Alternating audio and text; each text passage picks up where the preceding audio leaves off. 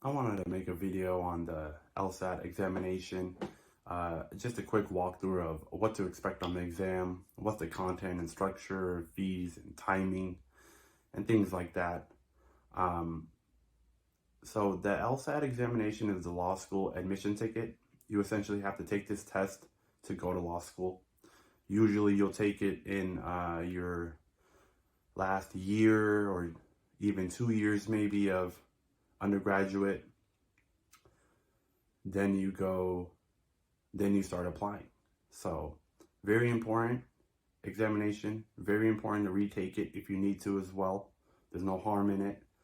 You want to score as high as you can. It's going to help out on your law school applications, and it can really help you get into the school that you want.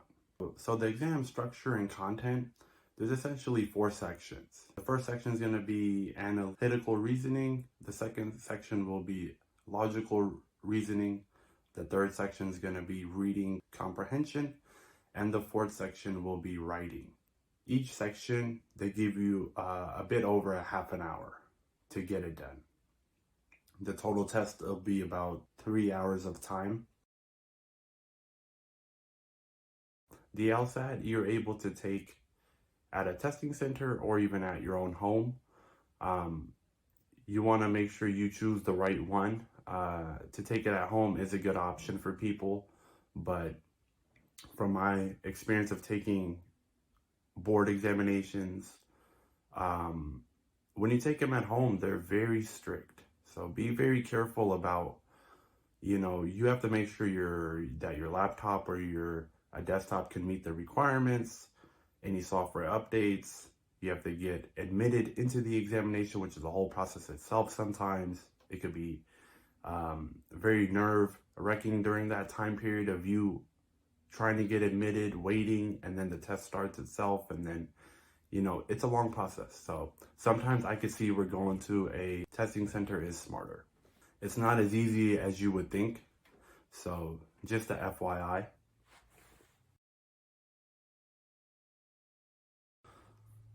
To register for the exam, you want to register early. You want to make sure you get your seat. The exam's only offered a few times a year.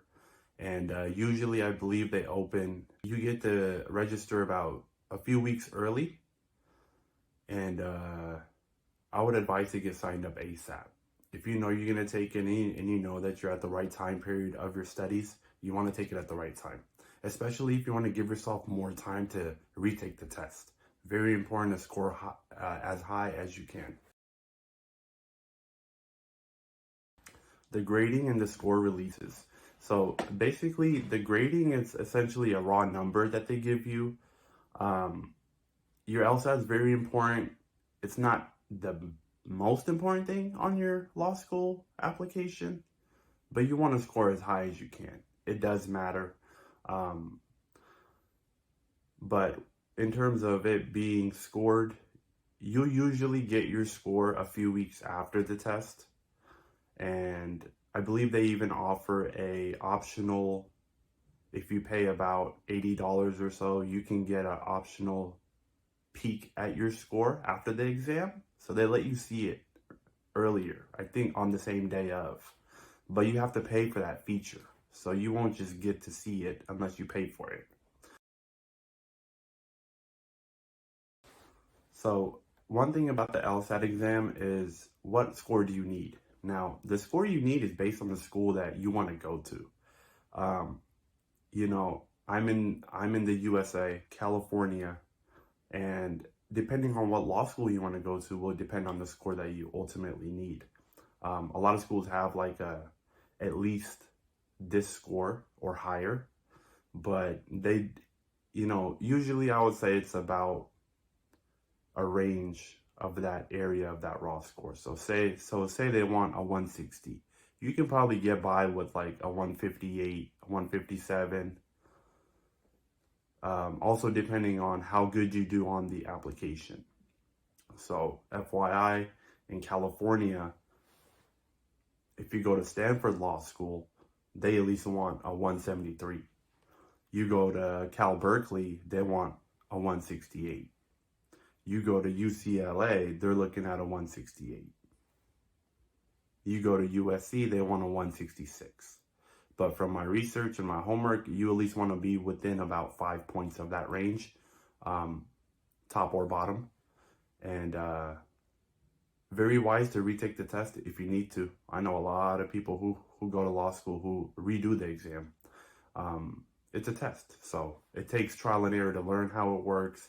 How do you do during test taking? Are you looking at the right materials? It never hurts to try to get a better score. So always give always give yourself a lot of time to take the test and to even retake it.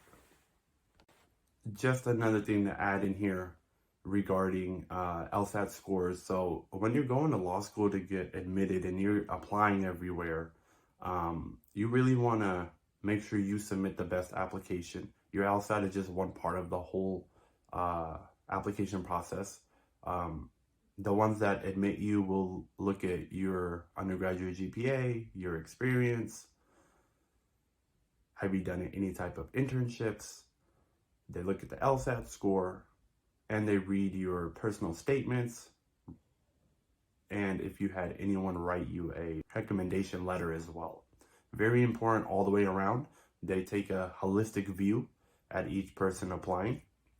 So just have that in mind, that even if you don't score as high as you wanted to on the LSAT, if you can submit a great overall application, you may still have a good chance.